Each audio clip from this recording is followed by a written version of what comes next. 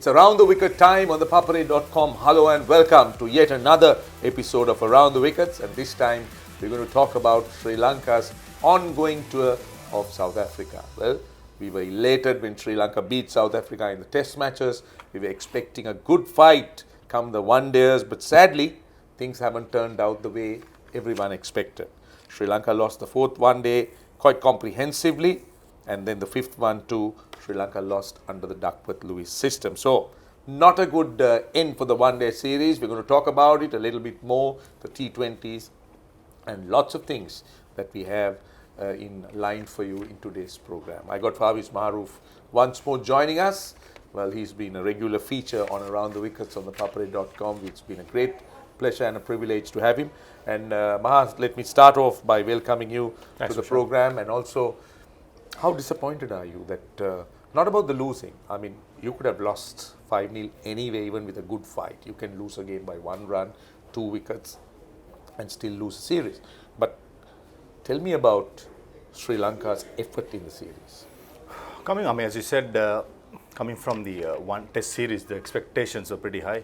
But I thought in the one-day series, we were well beaten by a better team in all departments. I should say that they never let us come into the game, and in all departments, we lacked quality as well as experience, whereas the South Africans were much more superior. But when it comes to the 2020 series, the game what we saw, happy to see in the shorter format we at least competed, and we lost in the Super Over. So there has been some positives, but we be keeping saying about this one-day series, one-day form lately in the last couple of years, which has been disappointing, especially a very big concern going to a very important World Cup. So overall, very disappointed in some of the performances and some of the decisions being taken, the number of changes, that shows how inconsistent the players are. So not a good feeling, to be honest. Yeah, looking at one of the things that kind of stands out, and one of the things that startles me, is the fact that Sri Lanka hasn't really been able to bat the 50 overs. Now, I've been handed over a little document here which shows me the number of overs that the team has batted. The most Sri Lanka have batted has been 49.3, so that's the 50th over. And the highest Sri Lanka has got is 231. Now, it doesn't speak too well for a batting unit, because runs on the board is so important. Now, one thing that Sri Lanka did was, they, as Maha just said, they begin chopping and changing and bringing in players, and 2 players that were blooded on the tour. Not blooded, I must say. Angelo Pereira wasn't blooded on this tour. He played before, but recalled was Angelo Pereira. He played in one-day, then he also played in a T20 game. Premal Pereira, Naught and 33. Now, these are 2 players that had great domestic seasons, but in fairness, it was red ball.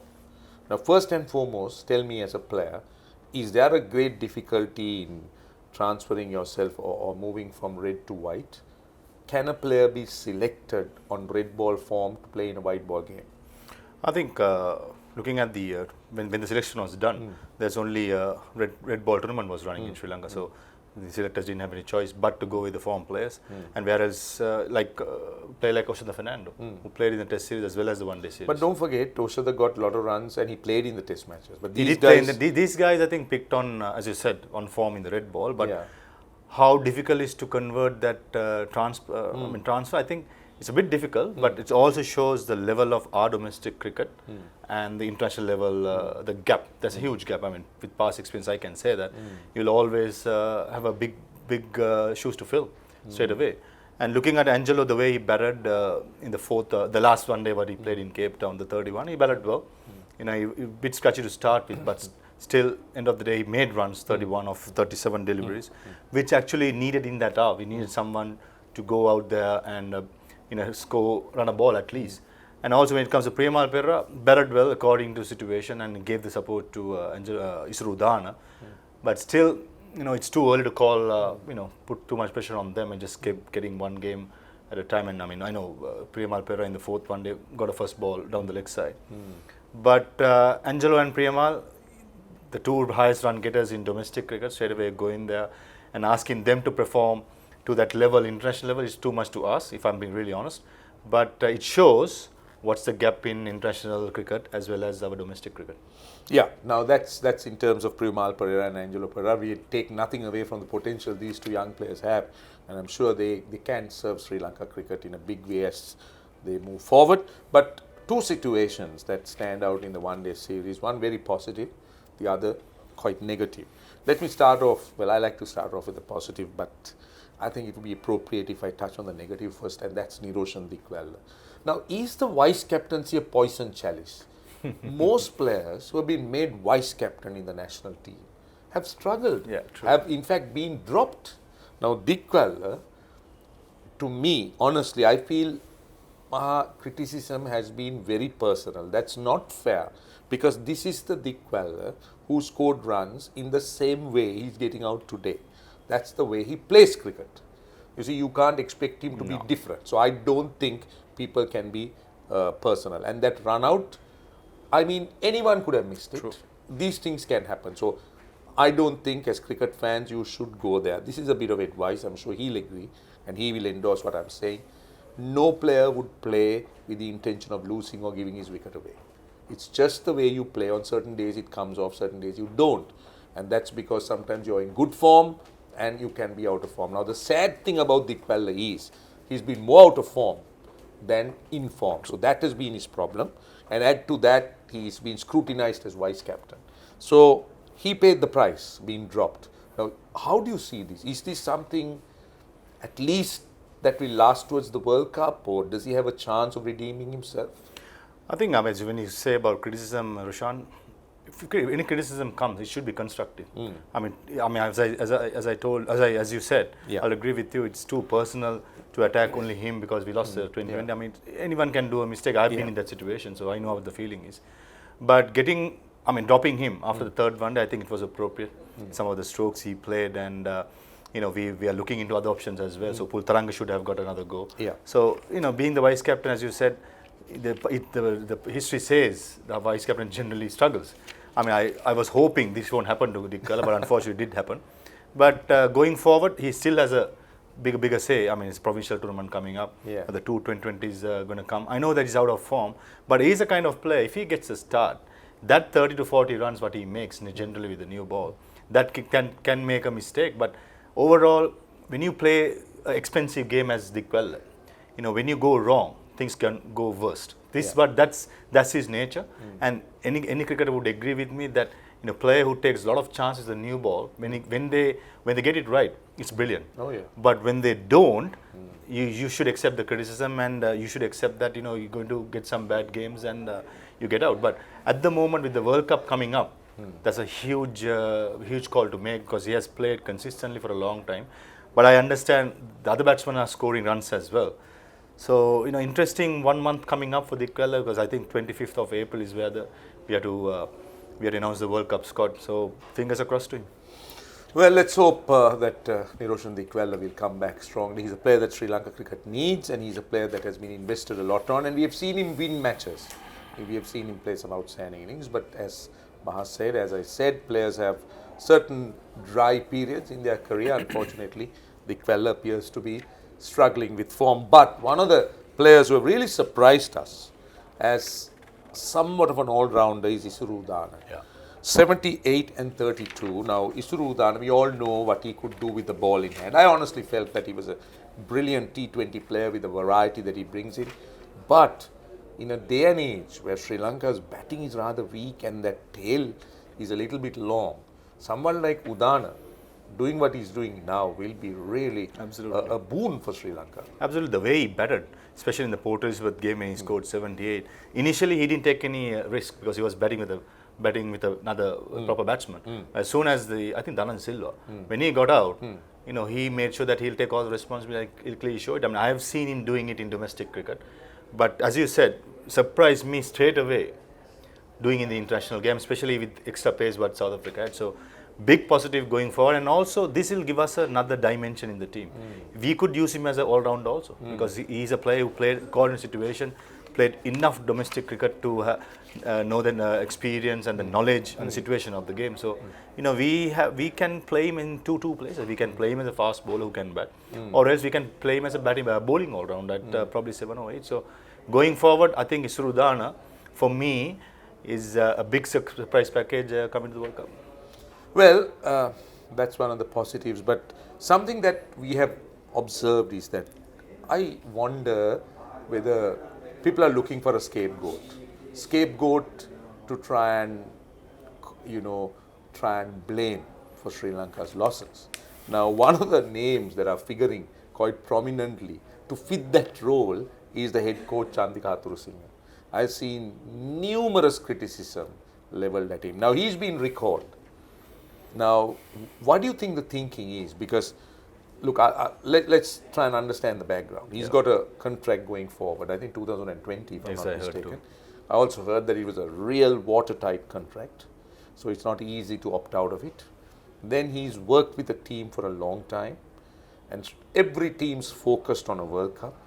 So considering all that, why do you think he was recalled at the end of the limited over series? What are your thoughts on it? I mean, you can only expand on it, and you can only speculate. I think the reason he's been asked to come, because our new cricket board, which got elected, haven't met him still, because our team has been travelling from December. This is the board that appointed. What I'm saying is after they came back to the board. All right. So going forward, all I can think is, I mean, they must be wanting, the administration must be wanting feedback from him, what's going forward, because clearly our one-day record has been very dismal when it comes to last few series. So I think only reason I can think of is to get an idea what is his thinking, what are the plannings. I mean, it's too early to speculate what's going to happen with his future, blah blah. I mean, which pretty soon we will get to know. But at the moment, putting all the blame on him, it's very unfair. Just to stop you there, let's continue the topic. Immediately after his departure, Steve Rickson takes over, and the T20 performance is something completely different. Now, is there any relationship there? Is there any connection, or was it just the way Sri Lanka turned up on that day and played? With my experience, Roshan, whenever the bad patch goes, even I've been through in domestic structure and international structure, whenever there's someone get dropped or some changes, immediately there will be some reaction. So this is I think, this is a reaction to Hathurusinha. Probably I should say that 2020 game, shorter format, we have always been competitive. And as I said, it's very unfair on Hathurusinha just to blame on him for the losers, because even the player should take a lot of responsibility, because coach is good as him. I mean, players should go out there when they get the chance in whatever circumstances. That's their chance, as Lasit said, to play for their pride, play for the country, and make sure that you have cemented the place. If players can't do it, and you shift the focus straight to the coach, is pretty unfair. But looking at the record, I understand the criticism what he's getting, but purely putting all the criticism on him, as far as I'm concerned, is very unfair. No, I think it's definitely unfair, because a coach is only as good as the team he gets, or a captain is only as good as the team he gets. So there is a problem. Yeah, but I don't think Hathurusinha is the problem. He could be a part of many other parts in the problem, which has to be solved, but we'll have to wait and see, as he says. But having said that, what a turnaround in that T20. Yes, Sri Lanka lost in the super over. We'll talk about it. But 4 overs, 18 runs to get, 24 balls, 18 runs. In T20 cricket, you don't equate overs and runs. It's balls versus runs. And then you got 7 wickets. Lasith Malinga comes on, 16th over, 2 runs and 2 wickets. Dhananjay De Silva bowls the 17th over, 10 runs and a wicket. Lasith Malinga, 1 run and a wicket the next over. Then Isrudana just holds his nerve and bowls the last over for 5 runs. What a bowling effort that was.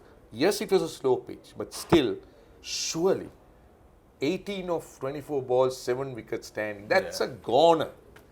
The fielding side has to come up with something special. Yeah, true. I mean, the way Lasith and Isrudana bowl with all the slow balls, I don't think any of the South African players picked them. Especially Rabada in the 19th over. I think Lasith bowled 5 dot balls. I think. Yeah. And fifth ball was a 1 run and 1 wicket in that 19th over. That shows he still got it when it comes to 2020 stuff. And Isrudana, I'm very happy for him. I mean, he's someone who has worked really hard in domestic cricket to get the position what he has. And as you said, we look a different team when it comes to the shorter format. But tell me about that super over. I didn't understand the combination Sri Lanka employed for that super over. Even I was surprised. You know, because Avishka Fernando, to me, was a struggling player. I don't know whether you can send him up the order for a super over. Yeah. I mean, there could have been, Sri Lanka should have thought out of the box. To be honest, I don't think Avishka played a single delivery of Imran Tahir. In that over he did. That's what I'm saying, before that. Okay, all Before that, because Imran Tahir is a mystery bowler. Yes. And whereas a player like Isurudan, I understand ThePapare batting in the power play. We should make him bat. But if I had the control there, I would have had Isurudan because knowing and in the warm-up, he's in good nick. And in the warms, you know that Imran Tahir is going to bowl because he's the only one who kept on bowling to get himself warm. And we know that he's going to bowl. And Avishka hasn't faced a single ball in the entire series. And he straight away, playing a missed spin, it's going to be tough work. So whereas Isurudan, for me, who had the chance to come out there and because these days this is star. Because we know that with the ball, with the bat. You believe in stars? I mean, stars in a sense like once you get to a momentum in international cricket, Roshan, it's pretty easy to go with that flow. You're right. So I don't understand why Isurudan. I didn't even see him paired up to come at even number 3. Right. So that's the biggest mistake we did. Now, going forward, lots of teams are looking at combinations, and one of the types that are figuring very prominently in teams that are searching for a winning combination is a wrist spinner. Yeah. Now, we have seen Imran Tahir, Kuldeep Yadav, and we got Shahal, Adil Rashid. Now, is the leg spinner going to be a factor going forward in this World Cup? Now, if it is so, is it going to be Van der Sar and Sandakan in the World Cup? I mean, definitely the cricket has evolved in a way that wrist spinners are dominating more, as you said. Jeffrey Van der Sar for me is there and thereabout. Even the 2020, he bowled really well. He showed a lot of guts with the injury what we had with the cut in his finger. I mean, it was a left hand, but still to come out and bowl his 4 overs, and it showed. But not sure whether he's going to play in the next 2 2020s. But going to the World Cup, especially in England, I will definitely have wrist spinners. But my number 1 spinner would be Achilles still, because I think he can do a better job. He didn't bowl that well coming back, but I think I still will have him as my number 1. But Jeffrey for me, with the performance what he had in the 2020, definitely has a bigger say now to the World Cup selection because I think Sandakan. That's what I feel. And Jeffrey going forward can serve the country in a long way. I mean, he's very unlucky whenever he comes back for some injury comes out. So pretty unlucky boy, but definitely I will definitely have a Well, we need to move quite quickly. SSC became the Premier Limited Over champions. Congratulations to them, but a bigger message comes out of that game. Dimuth Karunaratne getting 100 in that in the domestic limited over semi-final game. How much of an impact will that have in Karunaratne's career and Sri Lanka's plans going into the World Cup? I would say massive, because he's definitely in the plans, at least as a player or maybe the captain player. So, timely 100 in the semi-final, which I was there at NCC, batted brilliantly. I mean, it just made a statement straight away, coming back after a while in a white ball game and scoring 100. That was icing on the cake for his cake. Right, Maha. Now, very quickly, we've been talking about the need for a good tournament above our first-class structure, and here is the tournament. The selectors have come up with what you call a super provincial 50-over tournament. There are Colombo, Candy Gaul and Damulla, Angelo Matthews, Chandimal, Malinga and Karunaratne. In that order are captains. We have no time to discuss the players, but I still feel that there has to be another team. Yeah. Has to be 5, because you would see we have selected 15 or 16 players and another 6 reserves. Yeah. So that tells you that there is a spare. So I'm with you. I'm definitely. Right? We remember we did a show which said the same. 5 teams for me, and we look at some of the names going to miss out in this performance, and also you have a player like Dilruwan Perera sitting in a stand by one of the teams. It shows there is enough players to make it to the 5th team. So unfortunately, they haven't. Going forward, I think we should have a look at that as well. No, now we are almost at the end of our program, and I'm a bit surprised when I read the last bit. I believe that our viewers, the ones who connect with us, are very, very knowledgeable. Now, last time we asked a question: what was the highest ODI partnership for any wicket by a Sri Lankan pair in South Africa? Now, I can't believe what I have been told. There was no winner. No winner. Come on, you should know that. I mean, today, the cricket fan is very knowledgeable and very well kept informed. So, let me give you the answer. 170 was New Zealand at Bloemfontein by Jayasurya and Hashan Tilakaratne. Now, let's hope that this week you might be successful and we might find a winner. I'm going to be very disappointed if we don't find a winner this week. Now the question is, what is the highest T20 total for Sri Lanka versus South Africa? Walk in the park for you guys watching, because I know that you guys are very well informed and you are up to date and you will love your cricket. So send us your answers and we are kind of hoping we will pick a winner.